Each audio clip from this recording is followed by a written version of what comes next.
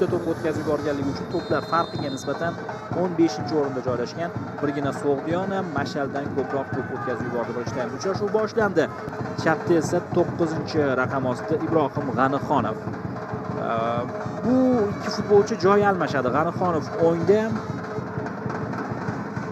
va Agustini esa chapda harakat qilyapti hozir. Yuqorida uzatma, Lokomotiv va gol urmoqda. 1-0. Tezkor gol, lekin inobatga olinmadi. To'p maydon tashqarisiga chiqib ketgan ekan. Bosh bilan urilgan gol yo'qqa chiqadi. 10-raqamda markaziy hujumda Humoyun Murtazoyev o'ynaydi. Bu jamoa sardori. Mana shu yerda chiziqni kesib o'tgan bo'lishi mumkin. Linesmenga yaqin nuqta edi. Demak, Aleksey Kozlov 1-raqamda Loko darvozasida gol inobatga olinmadi. VARning qarori aniq. 21-daqiqa Abduraimov yuqoridan uzatma, bosh bilan zarba, qo'lga tegmadimikan shu yerda. Lekin Chidining o'zi ham afsuslanyapti qoldirilgan edi.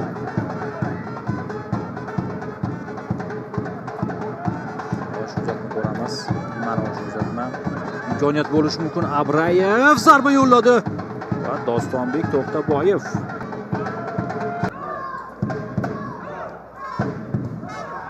qavat orqali uzatma. Kim bor bosh bilan zarba? Chidi yana. Bilmadim nechinchisi, 4-chisi adashmasam Chidida. Ikkinchi qavatdagi kurashlarni yutib chiqyapti. Ayniqsa mana shu burchak zarbalaridan keyin. Lekin Chidi Murtazoyev hech narsa qila olmadi. Nurulloyev libosdan tortyapti. Ergash Ismoilov.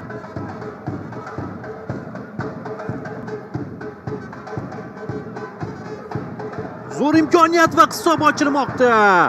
Anzur Ismoilov gol urdi. Standart vaziyat Lokomotiv uchun qo'l keldi. Nihoyat jamoalar gol urdi. Ya'ni Lokomotiv gol urdi. Jamoa yetakchisi Anzur Ismoilov gol muallifi bo'ldi. Mana o'sha yuqoridan uzatma, darvozabon bu yerda xatoga yo'l qo'yapti. Darvozabon ham sirpanib ketgan bo'lishi mumkin.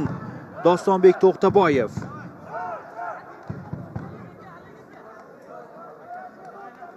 Shu epizod Anzur Ismoilovga juda ham qo'l keldi. Mana bu yerda ko'raylik, sirpanib ketgan.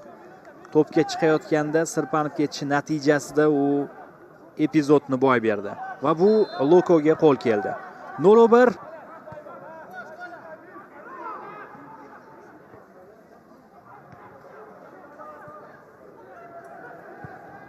Yana bir imkoniyat va gol. Yana bir tushunmovchilik darvozabon uchun. Quvonchbek Abrayev hisobni 2-0 ko'rinishiga keltirmoqda. Va rikoshet mana shu yerda nazarim yuzaga keldi. Quvonchbek Abrayev 19 yoshli futbolchi.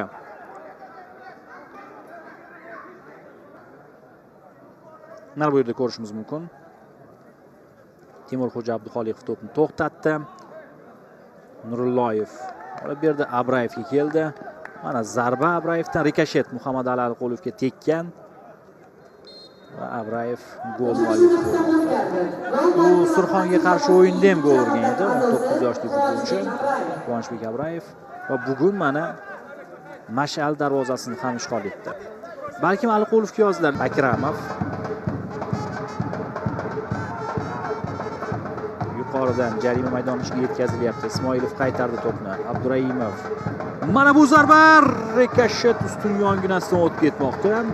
Darvozabonlarga noqulaylik tug'diradi albatta. Samandar Ochilov muallif edi bu zarbadan.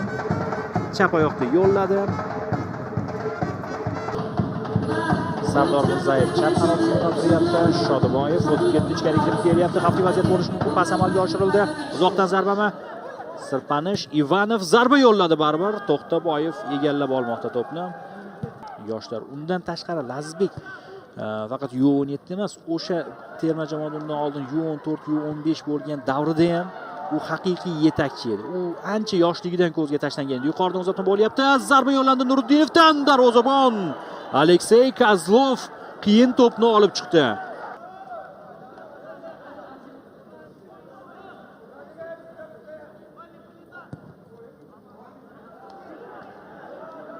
Zo'r imkoniyat Nuriddinov. Omad ham bo'lmasa qiyin baribir. Kozlov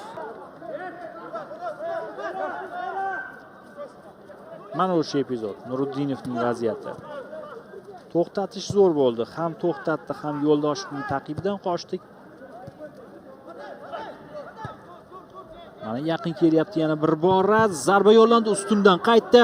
Xo'sh, Nishich u ham zarba beryapti. Bu safar darvoza chizig'i ustidagi himoyachi xavfni bartaraf etdi. O'sha berilgan daqiqalarning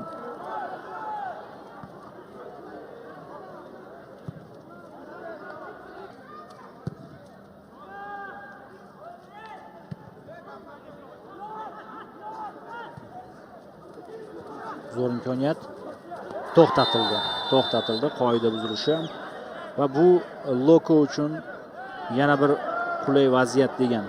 Qizil berildi chog'i. Ha, qizil berildi. Hojiyev e'tiroz bildiryapti. So'nggi umid faolimi?